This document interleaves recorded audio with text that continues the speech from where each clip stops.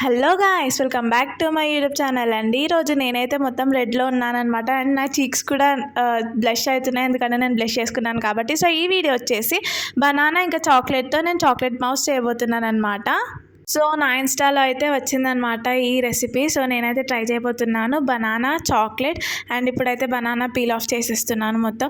So చూడండి, cut చేస్తున్నాను. నేనైతే ఒక హ్యాండ్తో కేక్ కట్ చేసినట్టే కట్ చేస్తున్నాను. సో అండ్ నేనైతే గ్లాస్ బాల్ తీసుకున్నాను అనమాట. సో బనానాస్ని దీంట్లో వేసి స్మాష్ చేస్తున్నాను అనమాట. అస్సలు అవ్వలేదు, మళ్ళీ స్పూన్ని ఇట్లా కొడితే కానీ అయ్యింది లాస్ట్కి. సో ఇలా పేస్ట్ లాగా చేసుకున్నాను. నేనైతే స్పూన్తో స్మాష్ చేశాను గాయస్. మీరు కావాలంటే మిక్సీలో వేసి పేస్ట్ లాగా కూడా చేసుకోవచ్చు బనానాస్ని. అండ్ ఇప్పుడు చాక్లెట్ని డబల్ బాయిలింగ్ మెథడ్లో మెల్ట్ చేసుకోవాలన్నమాట. సో ఫస్ట్లో అయితే మంచిగానే మెల్ట్ అయింది గాయస్, కానీ లాస్ట్కి వచ్చేసరికి నేనైతే ఓవర్ బాయిల్ చేసేసాను అనమాట.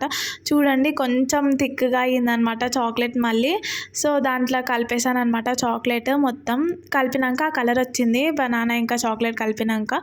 సో అక్కడక్కడ చాక్లెట్ చిప్స్ లాగా మంచిగా చాక్లెట్ అనేది వచ్చిందనమాట, థిక్ అయిన చాక్లెట్. సో అది రెడీ అయిపోయాక నేనైతే డ్రై ఫ్రూట్స్ వేస్తున్నాను అనమాట. బాదాం ఇంకా కిస్మిస్ ఇలా ఖాళీగా ఉంది కదా అని. అండ్ అవన్నీ వేసేసాక అయితే ఫ్రిడ్జ్లో పెట్టాల్సిన టైం అయితే వచ్చేసింది. సో నేనైతే ఒక 2-3 అవర్స్ తర్వాత బయటికి తీసాను అనమాట. ఇలా అయిందనమాట గాయస్.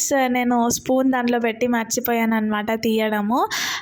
ఇంకా ఒక చెప్పాలి గాయస్, మీకు వేడి మీద నేను టేస్ట్ చూశాను, అది నార్మల్గా ఉండే. బట్ చల్లగా అయినాక టేస్ట్ చూస్తే చాలా అంటే చాలా బాగుంది. సేమ్ ఐస్ క్రీమ్ టైప్ వచ్చింది బనానా చాక్లెట్ మౌస్ అయితే.